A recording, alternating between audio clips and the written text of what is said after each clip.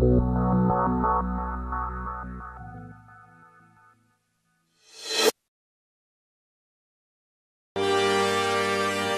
ça fait déjà quelques années qu'avec Jean-Luc, en fin de matinée, on prend un peu le temps de vous parler des tendances, de ce qui s'est passé sur cette année, de ce qui peut nous arriver. Et puis ça nous permet aussi de dérouler un petit peu le programme des ateliers qui vont suivre cet après-midi et demain. Donc on va commencer alors par... des tendances extrêmement partagées cette année, parce que vraiment on est dans le collaboratif qui est pour nous notre première tendance. Première grosse tendance, le collaboratif. Donc on en a déjà parlé dans tous les sujets, hébergement, transport, restauration, visite, certains qui sont incubés, puisqu'on parlait de séjourning notamment, de cocooning, donc qui sont définitivement dans cette tendance-là. Alors c'est pas pour ça qu'aujourd'hui ça pose pas de problème, vous voyez, quand vous avez 3000 couchsurfers qui sont dans la région de Pau, ça fait autant de lits qui sont en couchsurfing. Quand vous voyez Airbnb implanté un peu partout, on sait qu'il y a quelques soucis avec les hôteliers.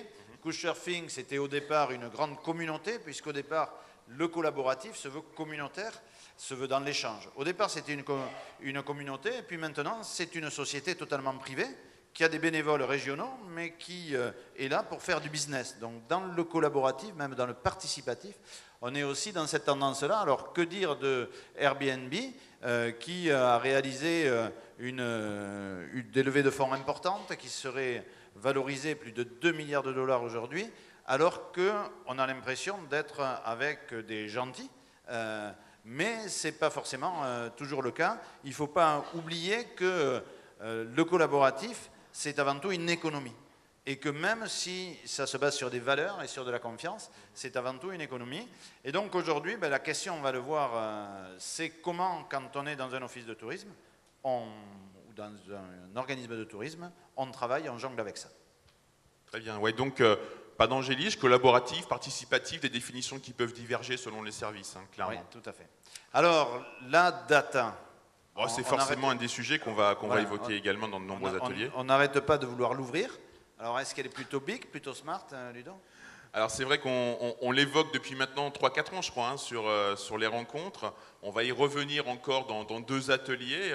On va parler notamment de l'open data, avec cette initiative Data Connexion. On aura notamment plusieurs projets qui ont été lauréats, qui vont témoigner dans l'atelier qui traitera de cette question dès cet après-midi. On a annoncé, d'ailleurs, la ministre Sylvia Pinel a annoncé, vous le savez, lors de la dernière édition en juin, le fait que, elle allait travailler au fait que les datas touristiques puissent être accessibles, ouvertes, et qu'Etalab se penche très sérieusement sur cette question-là. Donc ça a déjà débuté avec plusieurs d'entre vous. Donc là, c'est quand même un sujet qui aujourd'hui devient mature avec de véritables réalisations. La data, elle est aussi big de plus en plus. Là aussi, ça fait déjà 2 ans qu'on aborde un peu ce sujet. Donc on va y revenir dans un atelier qui aura lieu demain après-midi sur cette notion de big data, avec notamment aujourd'hui des opérateurs qui collaborent avec certaines destinations, certains OGD, et qui permettent de mettre à disposition des flux de données, comme par exemple celle des flux de touristes. Où sont mes touristes? Que font-ils quasiment en temps réel? Et comment je peux exploiter ensuite tout ça pour parvenir finalement à ce qu'on appelle de la smart data, avec ces notions de smart city, c'est le cas à Bordeaux, c'est le cas là, dans l'exemple qu'on voit ici à Lyon, où en mettant ces données à disposition, on veut aussi derrière pouvoir produire de la donnée intelligente pour à terme, surtout avoir des services plus intelligents.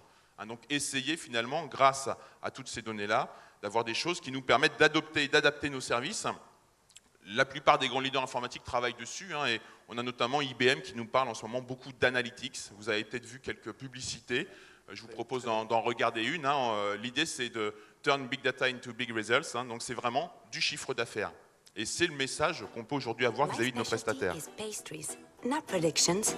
Knowing what to make and when could help cut down on thousands of unsold baked goods per month.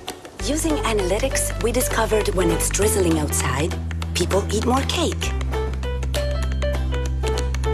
And when the temperature rises, panini sales go up.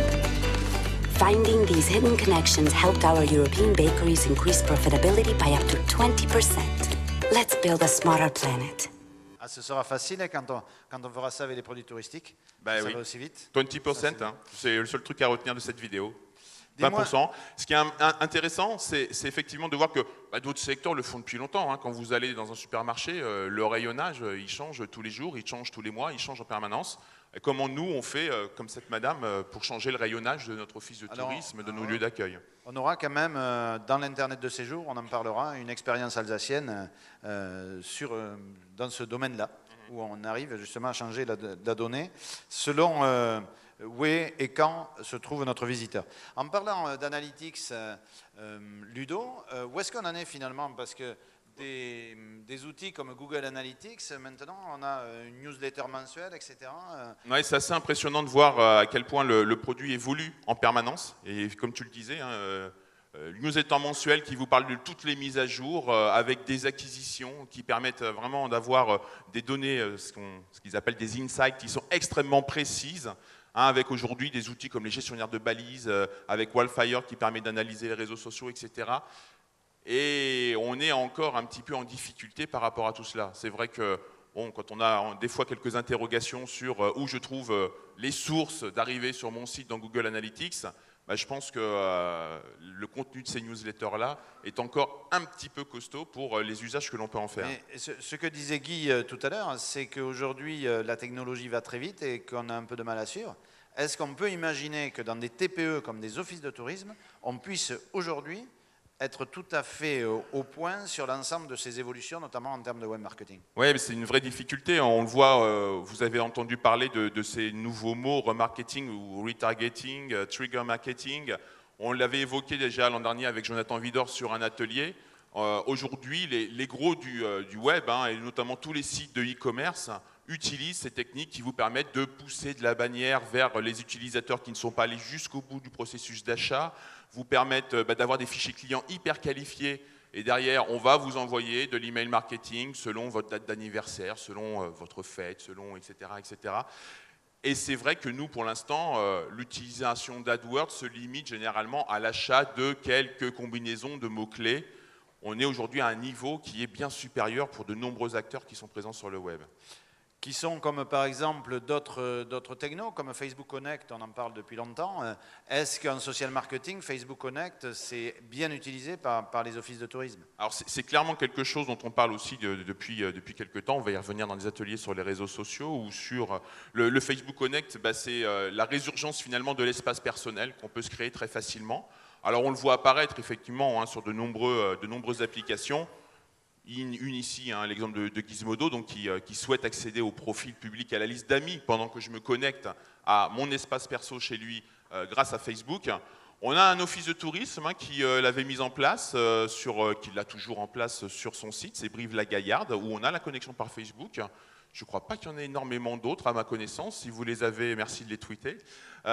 Et grâce à ça, donc, il me demande également d'accéder à mon profil public, ma liste d'amis. Et ce qu'on voit par contre, c'est qu'il y en a qui vont beaucoup plus loin que ça. Le véritable intérêt aussi du Facebook Connect, en dehors du service donné aux clients, bah, c'est de se constituer un vrai fichier.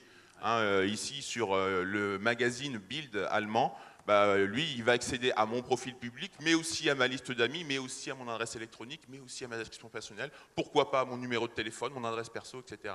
Donc derrière, grâce à ça, je récupère de l'info et je peux me créer un vrai fichier client. Et là encore, est-ce que c'est à l'échelle de l'office de tourisme qu'on peut faire ça, ou on reparle mutualisation? Nouvelle tendance très forte, le repos. Oui, voilà le nouveau gros mot, le nouveau hashtag qui est très à la mode cette année. On a eu le Solomon, on a eu le Todaclo, maintenant on a le repos. On a le repos, donc comme nous sommes au repos aujourd'hui, c'est ambiance plage, hein, recherchez en ligne, mais poursuivez votre achat off-ligne, hors ligne, c'est vraiment de plus en plus le commerce, c'est vraiment investi dedans. Je prépare mon achat sur Internet et j'arrive dans un magasin qui demain aura beaucoup moins de rayonnage finalement et sera plus un endroit où on va faire de la finalisation de vente avec beaucoup de conseils et je continue hors ligne. Là-dessus, on peut se dire qu'on peut décliner ça très vite dans le tourisme et notamment dans les offices de tourisme. Je prépare mon voyage en ligne et puis je finis d'organiser mon séjour pendant le séjour hors ligne parce que j'ai un office de tourisme qui fera du conseil personnalisé, on y reviendra tout à l'heure. Ouais, donc ça c'est vraiment une thématique qu'on abordera dans un atelier spécifique demain après-midi et qui revient aussi dès qu'on parle de multicanal ou de commercialisation. Alors là, Ludo, il faut que tu montres ta montre. Parce que Ludo, au poignet gauche, a une Pebble. Donc vous avez peut-être remarqué, si vous prenez le Vachement café moins avec bien lui... que celle-là qui est sortie ce matin, hein, la Ouais. Samsung Galaxy Gear, où on peut agir, mais... Si vous prenez le café avec lui, de temps en temps, ça fait ça parce qu'il y a un mail qui arrive ou un SMS, et hop, ça se lit directement sur la montre. Donc, évidemment, il est plus geek que Guy maintenant. Et donc, on n'a pas que ça quand même. Ah, ce qui est sympa surtout, c'est quand même les lunettes. Vous avez eu l'occasion de tester, mais c'est quand même hyper sympa de pouvoir Par s'amuser exemple, avec ces tu lunettes. sais de la température qu'il fait dehors. Ah oui, bah là, je clacote, je dis, Ouais, quelle vas-y. est la température à Pau? Enfin, faut le dire en anglais. Oui, parce vas-y, qu'on non, comprend mais pas. vas-y, What parce the que- forecast at Pau, Béarn, France? Voilà. Et alors, quelle est la réponse? A priori, il me répond qu'il fait 84 degrés. Ah non, évidemment. Mais Ah, alors, comment- Fahrenheit, hein, Oui, et oui, d'accord. c'est un Et modèle alors- de test, voilà. Et du coup, comment on peut savoir la température qu'il fait? Ah ben, je pense qu'il faut demander, on doit pouvoir lui demander la tableau de correspondance entre Fahrenheit et Celsius, ou quelqu'un va le calculer, quoi. Oui, non, Pas un problème. d'accord. Et on y Bon, arrive. non, mais c'est quand même un super outil. Alors, évidemment, c'est encore en bêta, mais ça me permet, par exemple, de savoir, comme on a un intervenant qui n'a pas de chambre pour ce soir et qu'il va bien falloir lui trouver quelque part où dormir, je peux rechercher, grâce à mes lunettes, justement, quelles sont les disponibilités. Alors, bon, évidemment, c'est un outil Google, donc... Donc tu vas aller sur Booking. non, je vais aller sur Google Hotel Finder. Voilà, Forcément. d'abord. Et de suite derrière. Ah sur bah non, Booking. j'aurai le choix entre Booking, Vénéré, Expedia, Voyage SNCF. Un peu tout ça. Oui. Et donc c'est vrai qu'on... 29 Ouais. 29 degrés. 29 degrés, d'accord. mais Merci voilà. Guérafour. Donc Merci, 84 degrés Fahrenheit égale Voilà. 29 degrés. Ce Il a des- message est Hein sponsorisé par On savait- Guy Rafour et Evelyne Delia. On ne savait pas qu'il avait des Google Glass. Voilà. Donc, C'est quand même intéressant. est-ce que ça arrivera un jour qu'avec tes Google Glass, on arrive sur la centrale de réservation de l'Office de tourisme de Pau? Ah bah, c'est une question qu'on peut se poser, effectivement. Hein. Pour l'instant, ce n'est pas le cas. On l'a évoqué ce matin avec nos élus, on en a reparlé avec Guy. C'est vrai que cette notion de commercialisation est vraiment au cœur de toutes les préoccupations, notamment de nos sociopros. Hein, vous avez probablement entendu parler du projet Fair Booking, lancé par quelques hôteliers. Hein. C'est vrai que nos hôteliers, qu'on dit souvent très individualistes, pas très organisés, une filière difficile à travailler, bah là, pour le coup, ils viennent de réagir probablement un petit peu tard, qu'ils s'étaient fait complètement bouffer sur ce sujet-là, que leur marge était complètement mangée par ces acteurs et que finalement leur business appartenait aujourd'hui à un autre acteur, Booking ou autre. Et ils sont en train d'essayer donc de rattraper un peu le coup, au moins pour faire baisser quel petit pourcentage, augmenter la réserve en direct. Et Guy nous disait que c'était une tendance quand même de nos internautes. Donc en surfant sur cette tendance, ils vont peut-être réussir à rattraper un peu les morceaux. Donc Fair Booking, une initiative de quelques-uns d'entre eux qui, après l'initiative Résa en direct, qui fait suite finalement, Ouais. avec un véritable outil. Mais alors, est-ce que c'est Fair Booking un peu pot de terre contre pot de fer? Entre quoi, pots de tout fer. ça. Bon, ouais, clairement, oui, on a une concentration qui est énorme entre ces trois gros, qui sont les trois gros leaders, notamment aux États-Unis, mais un petit peu dans le monde. Ils ont tous le même graphisme quand même. Oui, hein, tous, parce que- le même que le nôtre d'ailleurs, vous Voilà. avez remarqué. Mais Quand j'ai- vous bossez dans les touristes, il faut être bleu. Hein. Voilà. Et Voilà, c'est c'est- c'est pas pour ça qu'on gagne de l'argent forcément. Quoi. Non, non. C'est vrai que sur les ET9, c'est moins bien que Expedia, Priceline et Orbitz au niveau argent. Donc ces gens-là aujourd'hui rachètent à peu près tout. Donc tout est concentré entre les mains de 3-4 gros acteurs qui décident finalement du marché, qui décident du taux de commissionnement. Et c'est vrai que c'est un vrai souci aujourd'hui pour vos sociopros. Donc quel est le service qu'on peut leur apporter là-dessus? Ça fera partie de la discussion qu'on aura ce soir sur la battle. Oui, mais malgré tout, on est dans une actualité où ça commence un peu à réagir. Les députés qui posent des amendements, qui sont soutenus. Donc les élus, tout le monde s'émeut, la presse en parle beaucoup. En fait, on se rend compte qu'on est vraiment en pleine bataille. Quoi, en fait. Oui, il y a un peu de rébellion, il y a une vraie bataille. Après, voilà, ces gens-là mettent à peu près 800 millions de dollars chaque année dans du Google AdWords. Le jour où on aura autant de moyens pour se rendre autant visible, on pourra peut-être réussir à faire quelque chose. Mais dans l'immédiat, si on veut y arriver, il va falloir se battre, clairement. Donc qu'est-ce qu'on va gagner contre Google et Apple? Google et Apple, Ça, ça me fait pas peur. Mon office, ma bataille, on va pas dire bye bye. Wow. On vous attend un peu mieux pour la voilà. prochaine. Alors tout à l'heure, vous allez... Hein. Bon alors justement, Ah, chez nous. chez nous, ça donne quoi tout ça? Mais écoute, moi je crois que tout va bien. Bah oui, regarde, l'office de tourisme d'Ajaccio a un bilan plutôt satisfaisant. Ouais, c'est vrai, à Belleville, on est en hausse. Oui, une saison satisfaisante de plus, 35% de passages en plus. Alors à Decazeville, Ah ouais, l'office est incontournable. Et à Etel, plus 29% de vacanciers cet été. Ouais, le mois d'août, c'est vraiment C'est super pour top, la fréquentation. mais alors l'office des Monts de la Cône, premier de la classe. Quoi. Et à Oloron, les touristes ont répondu présent. Même à Oloron. Et à Plouarnel. À Plouarnel, t'imagines? À Et Prades. à Prades, en juillet. À juillet. À Prades. À Puy-l'Évêque, des records, ils ont battu. Ah ouais. Et d'ailleurs, là aussi, hein, on a un office de tourisme qui porte haut les couleurs du territoire. Et puis à Saint-Égonec, sa fréquentation. Une fréquentation sans donc tout précédent. ça, c'est un peu pour se moquer de nous, mais c'est pris sur le Google Alerts des 2 dernières semaines. Ça veut dire qu'au minimum, on a une force de communication qui est quand même vraiment assez énorme. Ouais. On arrive à vraiment dire que les choses vont bien. Hein, tout va bien. On se demande ce que vous venez faire là, finalement. Tout va bien, quoi. Je vais bien, tout va bien. Et il y a quand même cet aspect de décentralisation là dont on parlait aussi l'année dernière et qui est toujours, qui est toujours en cours. On parlait de l'Alsace l'an dernier. Ah, on parlait beaucoup de l'Alsace. Hein. Ouais. L'Alsace qui nous a bien déçus. On sait qu'ils sont nombreux parmi nous ce matin. Qui espérait beaucoup aussi qu'on allait arriver à un travail collectif des 2 départements et de la région. Et donc, par exemple, au niveau des outils touristiques, avoir un travail commun, une fusion de l'ensemble des outils. Et c'est vrai qu'on voit bien que ce qui est souhaité, ce qui est intellectualisé, ce n'est pas forcément ce qui se passe derrière. Alors, et on parlait justement des différentes régions, des destinations, des territoires. Il y a la Bretagne aussi, hein, qui a un travail très actif sur les sujets. Les premières destinations, 10 destinations en Bretagne, qui sont des destinations logiquement touristiques, mais qui font fi des frontières départementales dans un certain nombre de cas. Donc on peut parler des frontières, des espaces. Par contre, ce qu'il y a de sûr, c'est que ça ne se passe pas totalement calmement entre les différents niveaux territoriaux en région Bretagne. Et en fait, c'est un exemple peut-être dont on entend parler beaucoup, mais qui se retrouve dans beaucoup de régions où on n'est pas forcément... même s'il y a l'idée aujourd'hui, on en parle facilement, il faut mutualiser, il faut se regrouper, quand on passe à l'acte, c'est beaucoup plus difficile. On a aussi les fameux regroupements. Hein, ah oui, là alors on passe d'une étape à l'autre. On a fait beaucoup de regroupements projets dans ces 10 dernières années, avec la mise en œuvre de la loi sur la décentralisation, plus une seule commune isolée à partir du 1er janvier prochain, regroupement. On va être dans des regroupements très souvent subis, où la compétence tourisme est un peu évoquée en dernier, quand on organise la nouvelle communauté de communes. Et donc, sans enthousiasme, avec des présidents locaux qui souvent sont contre le regroupement. Et du coup, on se retrouve avec 2 ans après pour le nouveau directeur ou la nouvelle directrice, avant de remettre en ordre son office de tourisme.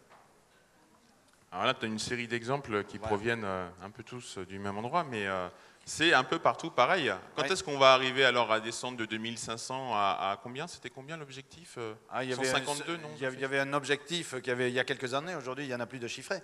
Mais disons que la stratégie, c'est vraiment de faire des regroupements intelligents et surtout des regroupements où les gens ont envie de travailler ensemble. Et donc là-dessus, gros boulot pour les techniciens pour tout remettre en ordre. Une nécessité par rapport aux budgets qui sont en baisse aussi. Un besoin de mutualisation, très clairement. Besoin de mutualisation. Et puis, attention, dans les offices de tourisme, aujourd'hui, on vend tout. Tout ce qui est à vendre se vend. On ouvre des boutiques de souvenirs, on se lance dans la publicité, la voiture du directeur est recouverte de panneaux publicitaires. En fait, on a vraiment besoin d'argent et on le ressent bien dans notre réseau, tendance lourde. On essaie vraiment de gratter pour pouvoir arriver à tenir un équilibre financier, sachant que de la part des collectivités, on est au mieux, on se maintient et au pire, légère baisse.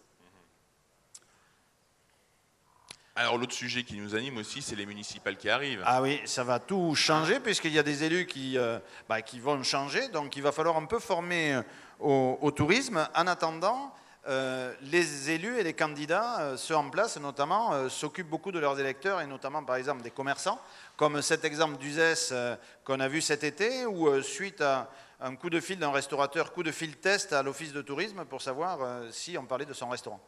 L'office de tourisme, coup de téléphone en anglais, mais propose 3 adresses de restaurants en analysant la demande du visiteur.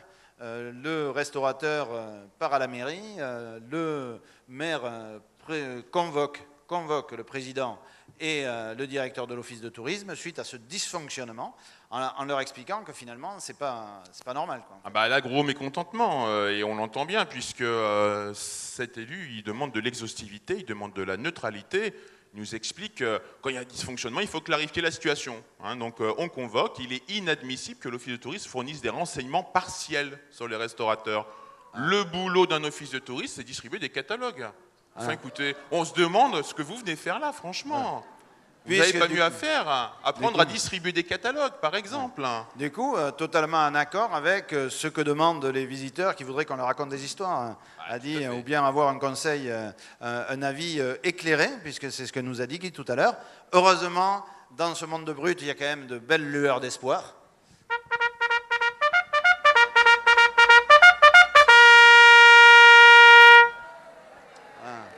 Eh oui, quand même. Et voilà. Alors, pour ceux qui ne sont pas dans le réseau des offices de tourisme, on va quand même expliquer ce qui en est suite, notamment à cette affaire-là. Jean Burtin, président d'Office de tourisme de France, a pris sa plume pour envoyer une lettre à tout le réseau largement diffusée ces dernières semaines, en reprenant ce qu'on avait déjà évoqué au congrès de La Rochelle il y a 2 ans, qu'aujourd'hui l'Office de tourisme s'engage et donne un conseil aux visiteurs et non plus une liste exhaustive. Ce qui aujourd'hui est quand même une position forte, et je pense qu'il faudra relayer un peu partout. C'est plus la peine d'avoir un office de tourisme qui donne une liste exhaustive parce qu'il y a les pages jaunes, parce qu'il y a Google Adresse. Si on vient à l'office de tourisme, c'est justement pour avoir un vrai conseil, engager un conseil éclairé. Alors c'est vrai que ça c'est quelque chose qu'on pratique depuis longtemps, que vous pratiquez dans l'accueil physique. La difficulté ça va être de le reporter dans l'accueil numérique. Parce que pour l'instant dans l'accueil numérique on est encore beaucoup sur des formats listes avec des pages de résultats. Donc le conseiller éclairé il vaut aussi pour le numérique et c'est un message qu'on va retrouver effectivement dans de nombreux ateliers avec des solutions qui déjà se mettent en place au niveau de certaines destinations pour avoir ce même conseil éclairé au niveau des outils numériques. Et qui sera à mettre dans la stratégie numérique. Donc là, il y a un changement fondamental culturel quand même à beaucoup communiquer, notamment à nos prestataires. Un recentrage quand même sur l'accueil, qui est très clair, hein, et donc c'est une des thématiques aussi qui est développée sur tout un parcours des 3 ateliers. C'est repenser la façon d'accueillir, que ce soit avec du numérique ou en physique, hein, et si possible d'utiliser justement ces 2.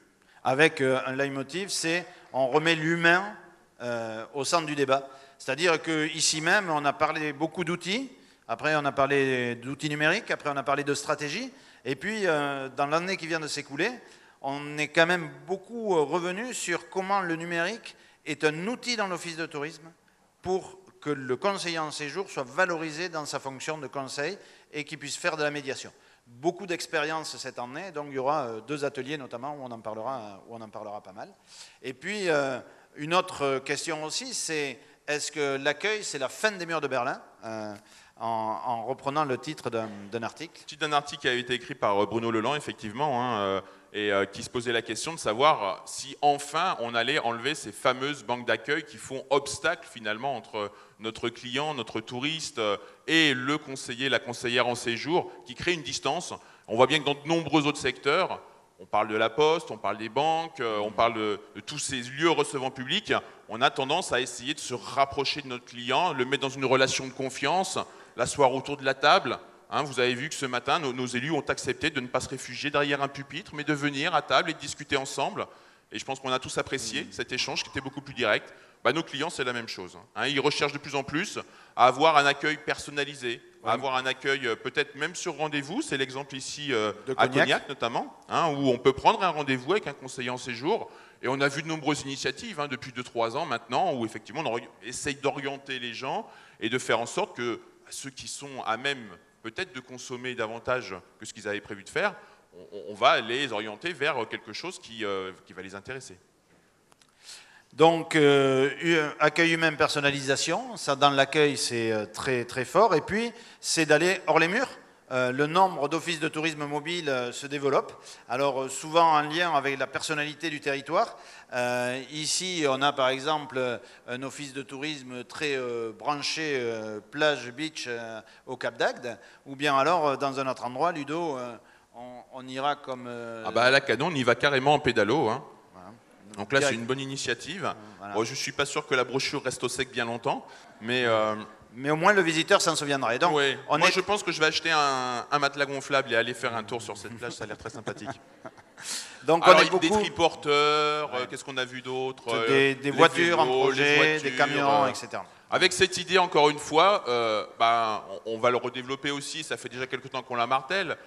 Seulement 10% des touristes qui fréquentent votre office, qui rentrent dans l'office, qu'est-ce qu'on fait pour les 90 autres %? Est-ce qu'on utilise nos prestataires, nos habitants pour essayer de passer un message? Est-ce que nous-mêmes, on sort de l'office de tourisme pour aller les rencontrer, comme l'illustrent ces deux exemples? Vous avez été très nombreux à le faire cet été. Et du coup, on arrive à comment on fait un schéma, on élabore un schéma de l'accueil sur la destination pour améliorer l'expérience client et on utilise tous les outils qui peuvent être à disposition pour accueillir et diffuser d'informations. Alors justement, ces fameuses ambassades, ces fameux habitants qu'on évoquait tout à l'heure, qui sont les premiers consommateurs de la destination, on le soulignait, hein, notamment sur l'Aquitaine, mais aussi pour tous les Français finalement. Ces habitants, comment on les intègre à notre démarche? Alors ce qui est intéressant, c'est que le mouvement des Greeters, qui est né aux États-Unis, par Internet à New York, maintenant le premier pays au monde où il y a des Greeters, c'est la France, qui a d'ailleurs la présidence de l'association. Et au départ, ces associations de Greeters locales, départementales au départ, de plus en plus locales, sont très souvent initiées par les institutionnels du tourisme. Ça veut dire qu'on redonne une place à l'habitant bénévole dans le processus touristique. Et donc ça, c'est une vraie tendance qui ne va pas mollir. Donc là, vous avez l'exemple de Biscarrosse, par exemple. 10 ans après lui avoir mis des grands coups de pied aux fesses parce qu'il n'était pas assez professionnel et le sortir de nos offices, on va recruter de nouveau le bénévole. Tu vois, il y a quand même un cercle, je ne sais pas s'il est vertueux, mais il y a un cercle. Au départ, le bénévole, il a recruté le directeur, qui ensuite l'a mis dehors quand il s'est regroupé, qu'il est passé en épique. Maintenant, c'est le directeur qui recrute l'habitant. Voilà, c'est un peu la différence. Donc ça aussi des réseaux maintenant qui sont développés depuis quelques années, mais des choses encore à inventer, à imaginer pour que les habitants s'impliquent toujours davantage, notamment en termes de production de contenu, et puis en termes de prescription. Hein, on a ici l'exemple avec Only Lyon qui depuis quelques années déjà gère des réseaux d'ambassadeurs, est allé écumer aussi tous les réseaux de blogueurs, de Twitter, et d'ailleurs les salariés de l'Office du tourisme de Lyon ont beaucoup donné de leur personne pour aller participer aux apéros de blogueurs, aux tweet apéros. C'est toujours vraiment très dur de fréquenter ces réseaux-là. Ça donne des résultats quand même phénoménaux puisqu'on est à plusieurs milliers d'ambassadeurs et des gens qui aujourd'hui acceptent de produire des contenus, acceptent de partager leurs expériences et vont devenir de vrais prescripteurs très très forts vis-à-vis des gens qui viennent chez eux. On parlait de l'hébergement non marchand, qui est extrêmement important sur la France, et qui vont aussi devenir des prescripteurs sur les réseaux sociaux et les différents outils qu'ils peuvent utiliser. Et donc, ça intéresse beaucoup les directions de l'attractivité territoriale, comme on a dans certaines régions aujourd'hui, clin d'œil à Poitou-Charentes, ou directement les gens du marketing territorial, parce que ça fait du bien à la collectivité. Ouais, tout à fait. Et puis ces gens-là, ils nous racontent des histoires. Ouais. On raconte des histoires. Alors là, ce que disait Guy tout à l'heure, on est totalement dans l'exemple là, puisque on se retrouve avec énormément d'initiatives où on commence à changer de la liste et on commence vraiment à raconter des histoires aux habitants. Alors là, par exemple, on a deux témoignages, deux expériences, une à La Rochelle avec Parole d'Office où un certain nombre l'ensemble de l'équipe de l'Office du tourisme, coordonné par la responsable de la communication, Elodie, vont produire des articles quand ils vont aller se balader ou consommer ou vivre une activité à La Rochelle ou parler de la façon dont ils vivent leur ville. Et le tout est à la fois sur le site, mais également illustre les brochures avec des petits encarts en disant tiens, telle personne de l'Office de tourisme vous raconte comment ça se passe. Et puis Saint-Jean-de-Mont, par exemple, qui a lancé tout du collaboratif pour que les gens racontent leurs vacances à Saint-Jean-de-Mont dans les années 70, postent des photos anciennes, etc. Guy, si tu as des photos de Saint-Jean-de-Mont, de tes vacances avec tes parents, tu peux 1974, voilà, tout le monde va être intéressé. Et donc, vraiment dans ce mouvement. Alors, on est dans ce mouvement et également sur un autre site, Original France, donc qui regroupe là plusieurs destinations qui ont la particularité d'utiliser le même outil. Donc on a ici des CRT, des ADT, on a plusieurs personnes qui vont ensuite en fait raconter leurs expériences qu'elles vivent sur leur territoire. Alors de façon un petit peu maquillée, puisque tous ces gens-là sont des salariés des organismes qu'ils représentent, mais ils vont se présenter en tant qu'habitants, en tant que passionnés, en tant que gastronomes, en tant que courant tous les événements culturels de la région. Et à chaque fois, c'est un récit à travers une charte éditoriale qui a été définie entre tous ces gens-là et qui va permettre donc d'avoir énormément de contenus qui sont produits et du contenu surtout qui donne envie. Moi, clairement, quand je lis le billet sur le resto où est allée Valérie à Albi, ouais, elle me donne envie d'aller y faire un petit tour. Et ça c'est bien. Donc, pas mal d'expériences dans ce type-là, ou bien comme une autre expérience là, sur les réseaux sociaux, à l'Office de tourisme de Cognac, qui était présentée hier à la journée des animateurs numériques de territoire, où finalement, sur proposition de l'animatrice numérique, chaque fois qu'un membre de l'équipe va à une inauguration au départ, il ramène des photos, il les poste sur la page Facebook en disant « on a testé pour vous ». Et puis, il dit quelques mots dessus. Et puis, très vite, on se prend au jeu. Et finalement, aujourd'hui, ce sont les professionnels qui appellent pour dire est-ce que vous ne voulez pas venir chez nous pour en faire écho. Et donc, du coup, on est vraiment devenu sur l'Office de tourisme qui teste pour vous, pour le visiteur, et sur un nouveau rôle de l'Office du tourisme. Ce qui fait écho, il me semble, à la conférence de clôture de l'année passée, qui s'appelait « Demain, tous journalistes ». On a vu qu'à un an, les initiatives fleurissent pour qu'on puisse se mettre à produire du contenu multimédia, des belles photos, etc. Et donc, on a, par exemple, la formation reporter de territoire, dont la première est partie cette année. Il y en a 4 ici qui s'entraînent et puis qui vont couvrir l'événement. Une formation pour apprendre aux agents des offices de tourisme à être aussi, ou des ADT, CDT, à être producteurs de contenu, producteurs multimédia. La production de contenu en live, Pierre Belrose aussi de Montréal nous l'évoquait l'année dernière avec son projet d'équiper l'ensemble des collaborateurs de l'Office du tourisme d'un smartphone pour que pendant leur temps libre et ou pendant leur visite chez des sociopros, ils puissent produire du contenu, alimenter au maximum parce que même eux, salariés, sont avant tout des gens qui vivent des expériences sur leur territoire, sur leur destination et on leur demande, ça fait partie de leur job aujourd'hui de les partager. Ça veut dire les équiper. Eh bien voilà, c'était la fin, donc avec nous. Il y